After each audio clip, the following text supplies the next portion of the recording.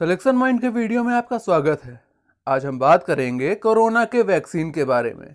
आज हम बात करेंगे कोवैक्सीन और कोविशील्ड के अंतर के बारे में।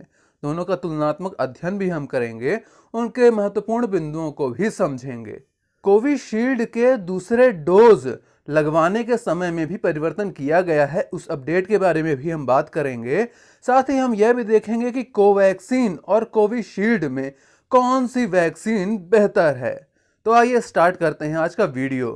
अगर आप चैनल में पहली बार आए हैं तो सब्सक्राइब करें, शेयर करें अपने दोस्तों के साथ और वीडियो को लाइक करना भी ना भूलें।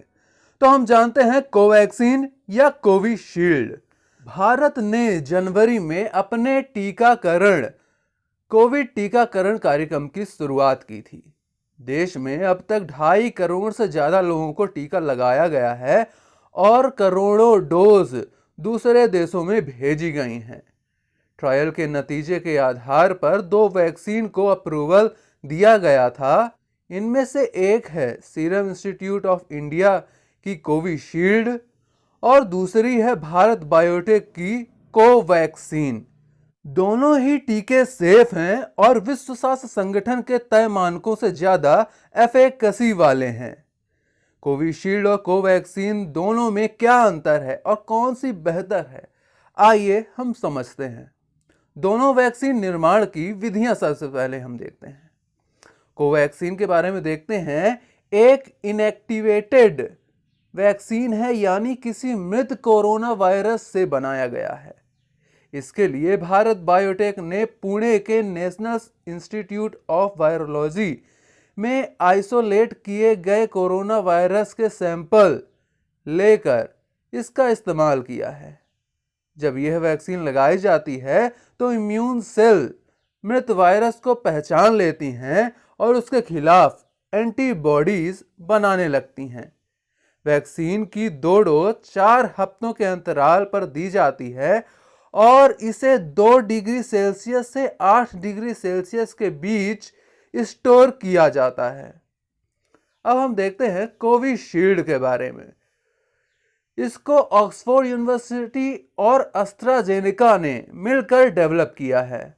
इसे भारत में सीरम इंस्टीट्यूट ऑफ इंडिया द्वारा तैयार किया गया है।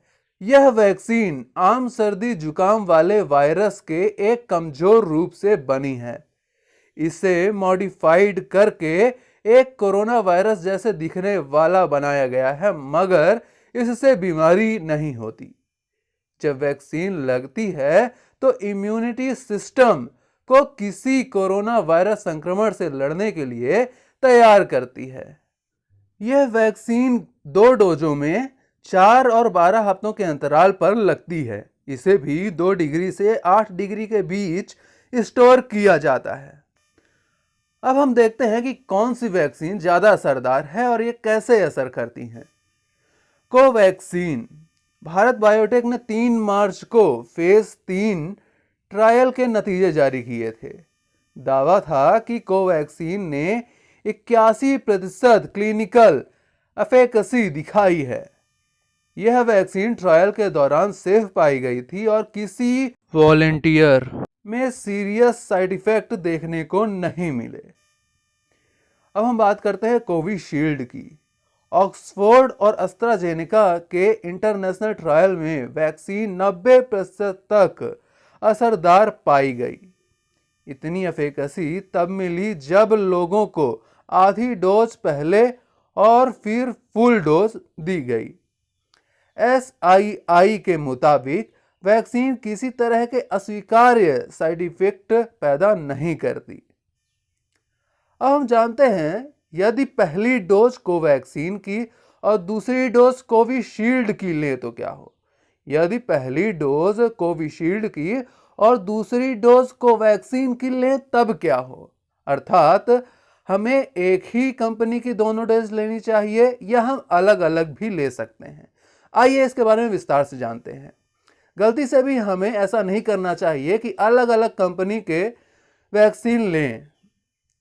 दोनों टीके अलग अलग हैं, शरीर के इम्यून रिस्पॉन्स पर इनका अलग अलग असर होता है। इसलिए टीकाकरण के दौरान आपको एक ही वैक्सीन के फुल डोज लगने चाहिए। अगर दोनों डोज अलग अलग वैक्सीन की हुई तो शरीर पर इसका बेहद बुरा असर भी हो सकता है। इसके अलावा कोविड से प्रोटेक्शन भी नहीं मिलेगी। भारत में टीकाकरण के दौरान यह सुनिश्चित किया जा रहा है कि पहला और दूसरा टीका एक ही कंपनी का लगे। इसके लिए कोविन प्लेटफॉर्म तैयार किया गया है जो किसे कौन सी वैक्सीन कब दी गई है इसका पूरा ब्यौरा रखता है। अब हम कोविशील्ड के टीके के दूसरे डोज के बिग अपडेट के बारे में बात करेंगे। कोविड कार्य समूह की सिफारिश पर कोविशील्ड टीके की 2 खुराक के बीच के समय के अंतराल को 6 से 8 सप्ताह से बढ़ाकर 12 से 16 सप्ताह कर दिया गया है। उल्लेखनीय है कि कार्य समूह ने कोवैक्सीन टीके के अंतराल में कोई परिवर्तन की सिफारिश नहीं करी है। ब्राजील, ब्रिटेन, दक्षिण अफ्रीका जैसे देशों में ट्रायल में सामने आया है कि कोविशील्ड के पहले और दूसरे टीके के बीच का अंतराल 12 हफ्तों से अधिक का होता है तो वैक्सीन 82% तक प्रभावी होती है, जबकि 6 हफ्ते के भीतर दूसरा टीका लगवाने पर 55% तक ही यह प्रभावी रह पाती है। यहाँ प्रभावी होने का तात्पर्य है कि दोनों टीके लगवाने के बाद कोविड संक्रमण होने पर लक्षण दिखाई नहीं देते हैं। भारत में अंतराल बढ़ाने के निर्णय से ज्यादा लोगों को पहला डोज देने की संभावना भी बढ़ जाएगी। हालांकि इस लंबे अंतराल के दौरान पहला डोज लगवा चुके लोगों में कोविड संक्रमण का खतरा भी बढ़ेगा। गर्भवती महिलाएं अपने लिए वैक्सीन चुन सकती हैं और गर्भवती महिलाएं डिलीवरी के बाद कभी भी वैक्सीन लगवा सकती हैं। जो लोग कोरोना वायरस संक्रमण से पीड़ित रहे हैं वो 6 महीने के बाद ही टीकाकरण करवाएं। ऐसे लोग जिन्हें टीके की पहली खुराक लग चुकी है और दूसरी खुराक लगने से पहले यदि वे संक्रमित हो जाते हैं तो उन्हें ठीक होने के बाद अगली खुराक लगवाने से पहले 4 से 8 हफ्ते इंतजार करना चाहिए। अब हम जानते हैं कौन सी वैक्सीन बेहतर है। लैंसेट ने कहा है कि कोवैक्सीन 2 तरह के बूस्टर यूज करती है।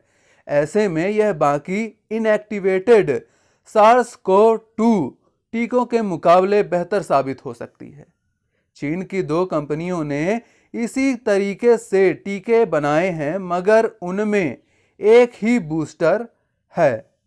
हालांकि कोविशील्ड से इसकी तुलना नहीं हो सकती है क्योंकि दोनों अलग अलग बेस पर बनाई गई हैं।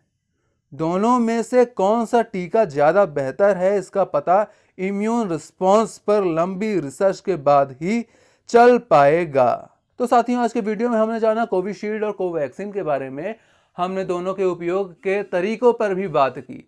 हम मिलेंगे आपसे अगले वीडियो में। तब तक के लिए आप स्वस्थ रहें, पढ़ते रहें। चैनल को सब्सक्राइब करें, शेयर करें अपने दोस्तों के साथ और वीडियो को लाइक करना भी ना भूलें।